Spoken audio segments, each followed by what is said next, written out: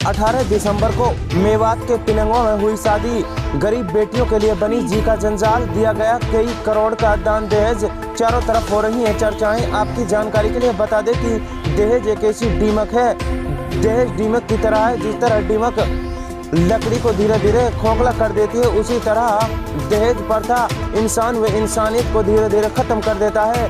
एक तरफ जहां देखा जा रहा है मेवात में ही नहीं पूरे भारत देश में दहेज को लेकर मेवात की बेटियों को अपनी जान देकर दहेज की कीमत चुकानी पड़ रही है या रिश्ते टूट रहे हैं। आज इन थाना तहसीलों में मुकदमे दर्ज हो रहे हैं, लेकिन वहीं एक तरफ दहेज को बढ़ावा दिया जा रहा है।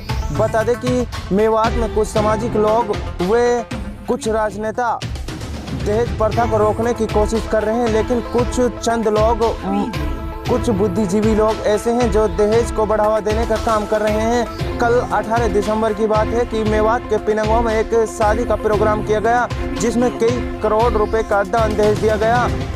जिसकी लड़की की शादी हुई थी वो एक प्रॉपर्टी डीलर है, उसके पास इतना पैसा कहाँ आया, ये सरकार को सोचने की बात है, प्रशासन को सोचने की बात है कि इतना पैसा उसके पास कहाँ से आया।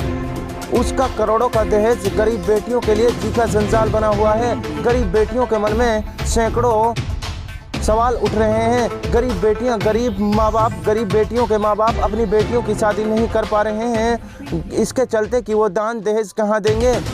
गरीब लोगों के मन में एक खुशी सी होती है जब दहेज की रोकथाम की आवाज़ उठती है, लेकिन कुछ लोग दहेज को बढ़ावा देने का काम करते हैं तो उन लोगों के हौसले झुक जाते हैं और दहेज लेने व देने वालों के हौसले बुलंद हो जाते हैं। कल की बात है जिसमें कई गाड़ियां दी गई, कई करोड़ रुपए खर्च किए गए और 1.5 किलो के सोना के कड़े दिए गए। अब गरीब बेटियों की बात आती है तो देखा जाता है गरीब बेटियों की शादी किस तरह से होगी। गरीब बेटियों के माँ बाप अपनी बेटियों की बेटियों की अवरेज हो जाती है, टाइम पर शादी नहीं कर पाते। अब दहेज कहाँ से देंगे, वो कोशिश करते हैं कि दहेज को ख़त्म किया जाए।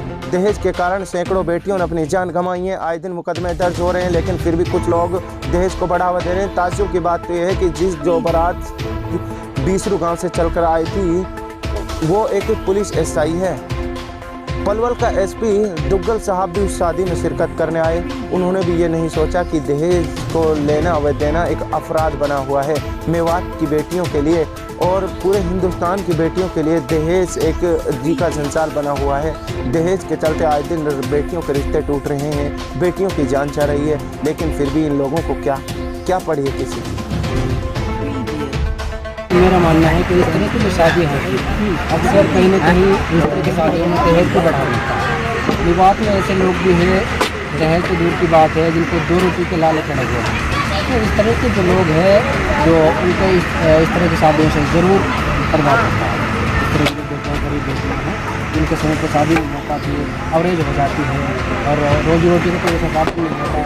शादी में बहुत सी ऐसी जो बेटियाँ हैं जो अपने रिश्ते को बरकरार रखने के लिए जंग लड़ती है, मुकदमाबाजी करती है, तब पर भी उनका जो है कई बार यहाँ तक आ जाते हैं कि दहेज के लिए उनको मार देना। लेकिन इस तरह के जो ग्रुपों देखा जाए तो दहेज में इस तरह के मामला समाज में कहीं ना कहीं तरीके से नुकसान है। क्या आपको नहीं लगता कि मेवात की जो हस्तियाँ हैं, नेता रहे हैं, एक और जहाँ वो लोग बेटी बचाओ बेटी पढ़ाओ का नारा देते हैं, वहीं दूसरी और वो लोग भी इस शादी की शान और शोभा बढ़ाने के लिए वो लोग यहाँ पर आए हैं और यहाँ पर पुलिस प्रशासन भी आया था। तो आपको नहीं लगता कि अगर इस तरीके के पुलिस और यहाँ पर नेता जब इस तरीके से इसका बायकॉट नहीं करेंगे तो आपको नहीं लगता कि आम आवाम पे क्या फर्क पड़ेगा?